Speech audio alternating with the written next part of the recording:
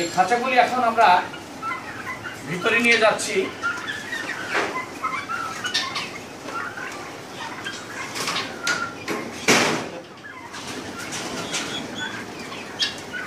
এই যে এখানে বড় পাখিগুলি, এগুলি কোনো সমস্যা নাই।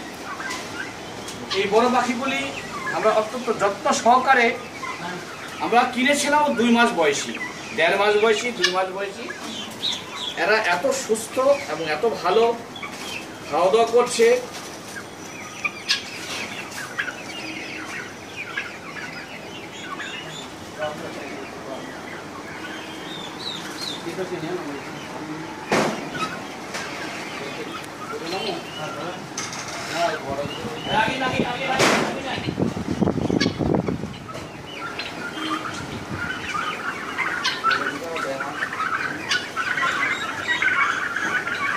এরা আমার এমনই পুষ বানিয়েছে, আমি যখন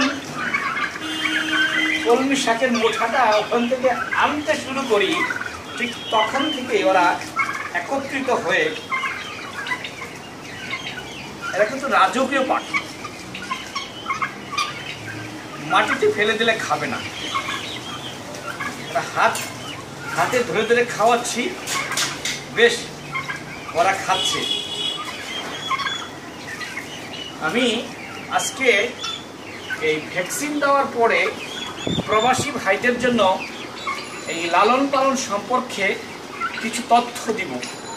যদিও ভাইয়েরা, প্রবাসী ভাইয়েরা জানেন, তবু অনেকে হয়তো জানেন না, অনেকে হয়তো ব্যাপারটা খেয়াল করেন না।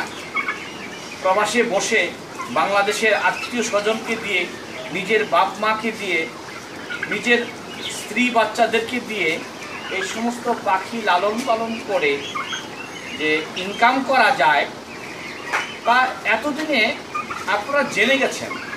সুদূর কাতার থেকে এক ভাই ফোন করেছে, সৌদি আরব থেকে ফোন করেছে, মালয়েশিয়া থেকে ফোন করেছে। তারা আমাদের এই পাখি সম্বন্ধে জানতে চাচ্ছে। তারা এও জানতে চায়, গতকাল গাজীপুর থেকে এক ভাই এসেছেন, উনি একটা প্রশ্ন করেছেন, ভাই পাখি নিলে পাললাম, নিলে বড় করলাম, কিন্তু পরে বিক্রি করবো কার কাছে? আমি তাকে বলেছি, পোলট্রি মুরগি খান কবে থেকে আর আমাদের দেশে আসছে কবে থেকে? উনি লগে উত্তর পেয়ে গেছে।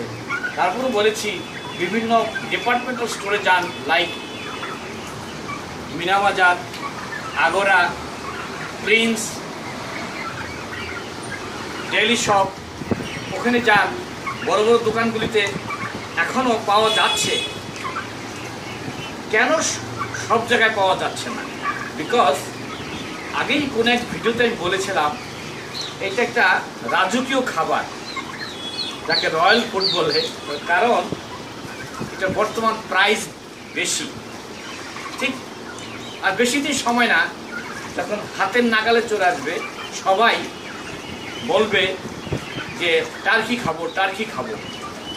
300-400 টাকা কেজিতে চলে আসবে, যদিও এখন 600-700 টাকা কেজিতে বাজারে পাওয়া যাচ্ছে। এখনও উচ্চ মধ্যবিত্ত বা মধ্যবিত্তের মধ্যে আছে, নিম্নবিত্তের ভিতরে এখন আসে নাই।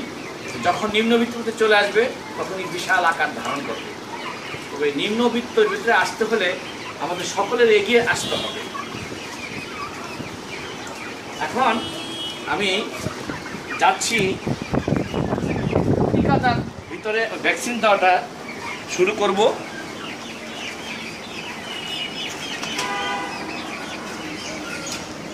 এটা এই ছোট বাচ্চাগুলিকে সেপারেট রাখতে হয়েছে। তার কারণ এদের চারিত্রিক বৈশিষ্ট্য হচ্ছে, বড় বাচ্চা আর ছোট বাচ্চা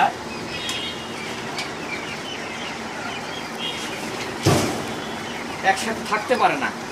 মানে এখন আমি ভ্যাকসিনগুলি দিব, এগুলি ধরে রেখে একটা একটা করে দিব। কারণ আমি যদি সেপারেট না করি, তাহলে আমি আইডেন্টিফাই করতে পারবো না কাকে দেওয়া হলো বা কাকে দেওয়া হলো না। হয়তো একজনকে 2 বার দিচ্ছি, আর 2 জনকে দিচ্ছি না। কাজেই স্টেপ বাই স্টেপ। এখানে খামারি 2 জন আছে, একজন আবু হানিফ একজন রনি, ওরা দুইজনই এটা দায়িত্বে, খাওয়া দাওয়া থেকে আরম্ভ করে পয় পরিষ্কার রাখা সমস্ত এদের দায়িত্বে।